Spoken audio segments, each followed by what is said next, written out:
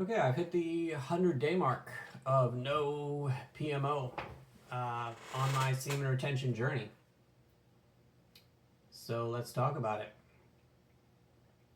I started on January 16th. My motivations, I can't even remember what my motivations were. I just heard a lot of good things about it and I wanted to take it out of my life. You can watch your earlier video that better describes the motivations. And I have a little list here from ChatGPT to kind of guide me through the video because I don't want to ramble. So, physical changes, what have I noticed?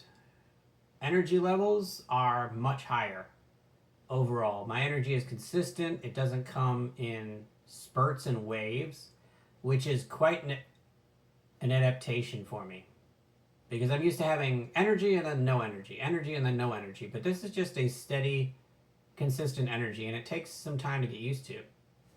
My sleep is better.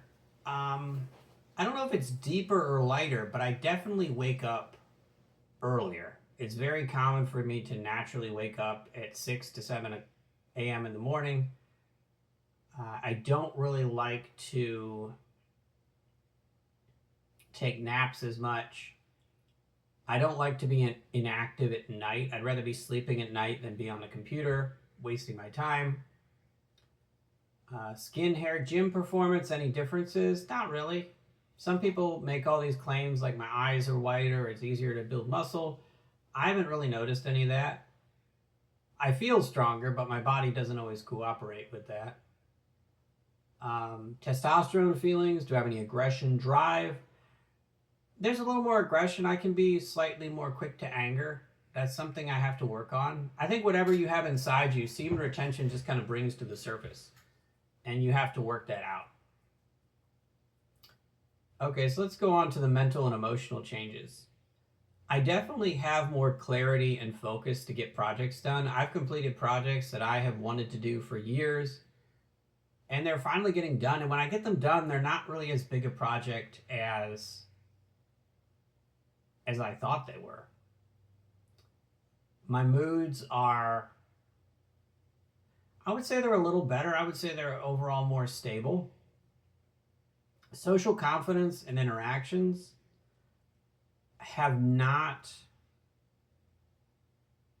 I don't really notice they've changed too much. I'm more of an introvert, so I don't interact incredibly much with people. I don't really flirt anymore. I definitely have a better read on people, and it is easier to talk to people. But I'm not like it doesn't make you into a social Don Juan. Challenges and temptations. So I would say overall, the longer you retain, for me personally, the less temptations there are. I realized that I was just continuing what I had done from when I was younger. It was just a habitual thing. And I wasn't actually enjoying the PMO anymore like I was when I was younger.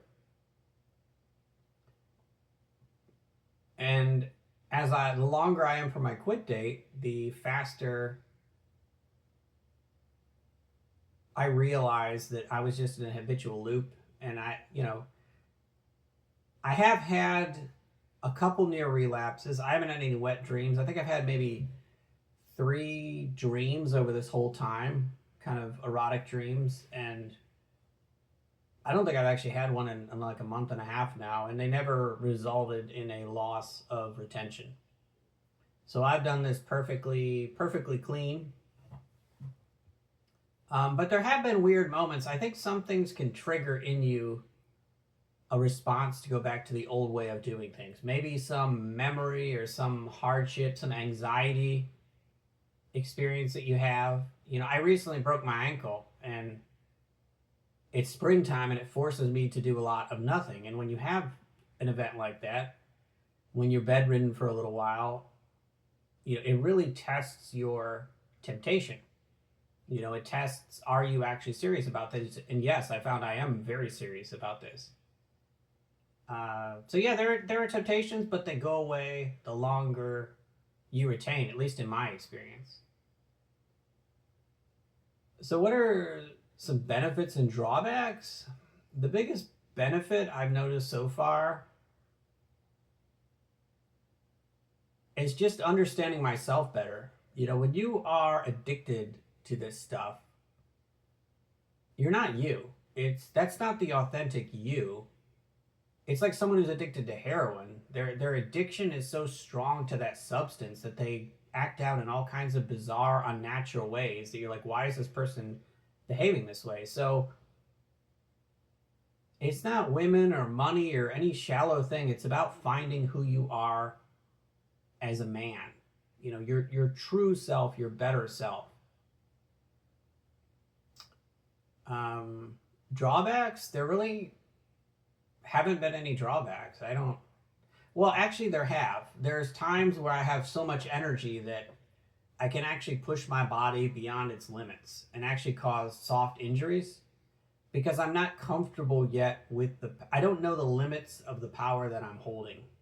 So it's an adjustment process. Your whole body and your mind. It's not just your mind's adjusting, but your body is also adjusting to the new you.